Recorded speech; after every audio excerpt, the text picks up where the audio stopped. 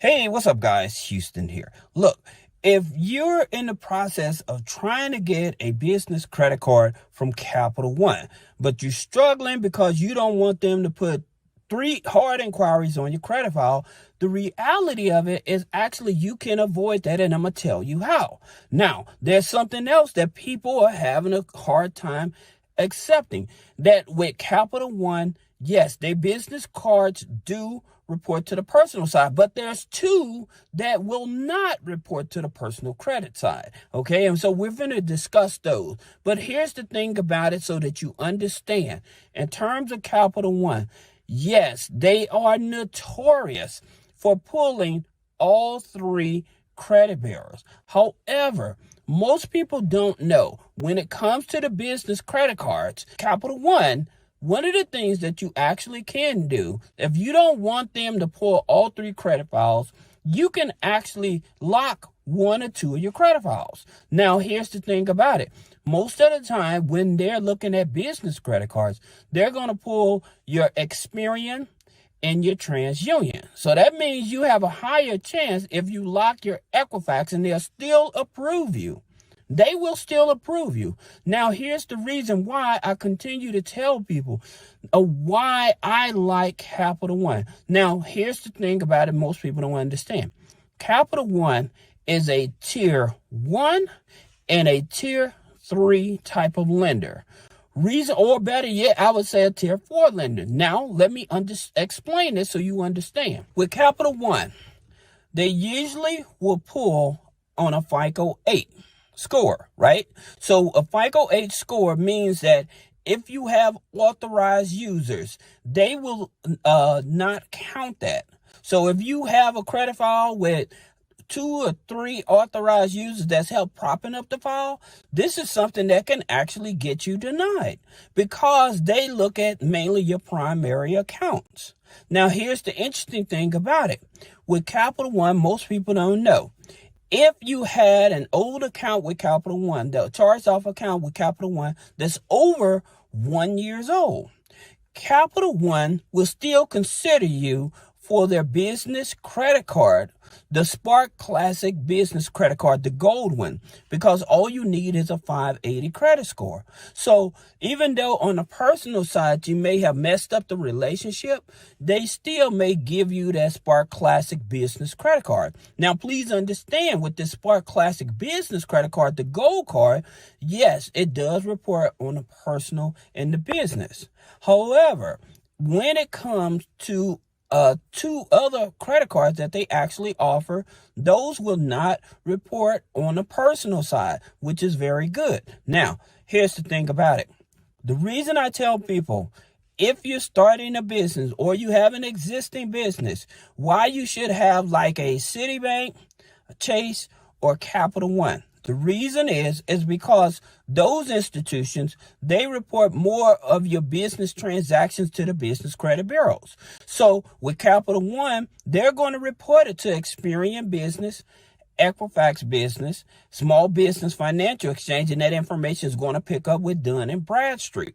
This is the reason that when I was making the video and I was telling you like getting a few net 30s, I was telling people, you do not need a whole lot of net 30s. All right. Now, here's the thing about it. One of the net 30s I would definitely tell you to get, well, that will actually give you a business credit card. All right, with bad credit and no hard pull on the credit, that is going to be NAV. Okay, so the NAV Prime card, I put a link below. But the reason that you want that card, because you're going to actually get 2 trade lines. Okay, so one is when you join their monthly program. Plus, when you get the Prime card, like I said, it's an unsecured charge card. When you get the Prime card, that's going to be the financial trade line. So you're going to get 2 trade lines out of Prime. Now, going back, because they report to Experian and Equifax. So that's going to build up your business credit score. Here's the thing about it. A lot of people think, like, especially going back to Capital One, a lot of people think that if you have a high credit score, then Capital One is going to give you a high limit. That's not true. The reason it's not true because if you have a thin business credit file or you just started your business and you don't have trade lines and stuff, they're going to be more conservative. Now, that being said, what you might want to do, again, having maybe 4, max 5 trade lines that actually, net 30 trade lines that actually report on the Experian and the Equifax. Those are the ones that are most important. All right. So here's what I would do. First, if I have bad credit, then I would probably apply for the Capital One Spark Classic card. Okay. So then as I use that card, and here's the mistake that most people do. Capital One will give you a teaser credit card rate. Okay. So they'll give you a teaser limit. So sometimes they may give you 1,000. Sometimes they may give you 3,000. All right. Sometimes they may even give you 500. Most of the time when people get low limit business credit cards, especially as Capital One Spark Classic business credit card, they won't use it. And because you don't use it, you're not actually building up your business credit file, nor are you building up your business bank rating. Because you're not actually using the card. So because you're not actually using the card, the data is not being picked up for as utilization. This is the challenge that most people don't understand. You actually have to use the card. All right. Now, here's my thing. If Capital One had gave me a card and my credit score is low, around a 580, 600, then what I'm going to do, I'm going to use that card up to the max, pay it off every month. So I'm going to buy my gas with the card, whatever. If I need to get a net 30 or something like Crown Office Supplies, net 30, because you have to start it up. It'll give you a trade line. Now, Crown Office Supplies will give you a trade line, a $2,000 trade line. But you have to join the program, which is $99. A lot of people don't want to do. But I'm telling you, the reason you want to join them, and I'll put a link below, is because it's going to report to Experian, Equifax, Small Business Financial Exchange, and Dun & Bradstreet. This is the reason that you want these type of trade lines, especially if they're reporting to Experian, Equifax, and Small Business Financial Exchange. All right. Now, that being said, in terms of how to utilize the card and pay the card off every month. Like I said, most people could end up paying $500 a month in gas for traveling and stuff for your business or whatever. But the key point is actually utilizing the card. Now, in terms of, I was telling you guys that there are 2 cards that will not report on the personal side with Capital One. Okay. Now, here's the interesting thing about it. You have the Capital One. It's called the Capital One Cash Plus, Business Cash Plus card. All right. It's a green card.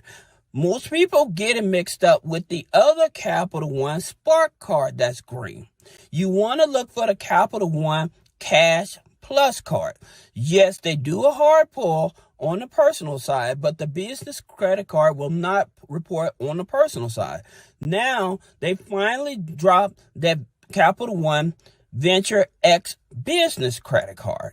Okay, this here business credit card will not report on the personal side. Okay, now the reason most people want business credit cards that don't report on the personal side, because they may have the intentions of maxing out the card for some other investment or something like that.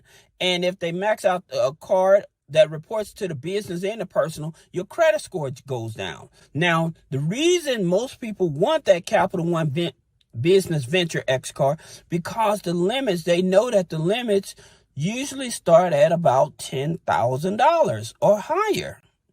That's the reason that card is so important to people. But I'm telling you, the biggest key, if you want to get higher limits, especially with Capital One, once you get a credit card and you use it, max it out, use it, max it out, and pay it, make sure you pay it every month.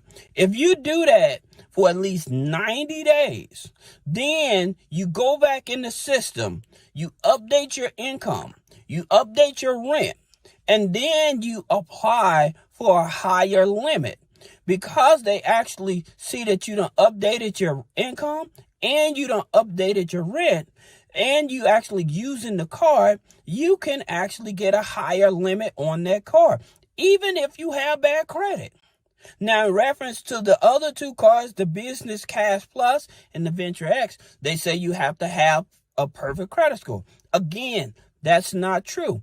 If you have a strong business credit file and you have at least a 680 credit score, you still can get those two cards. So you don't have to have a perfect credit score. That's not true. All right. So if you have any questions about business credit funding, personal credit funding, removing negative items off the credit, click the link in the description. Schedule a one-on-one consultation. Thank you.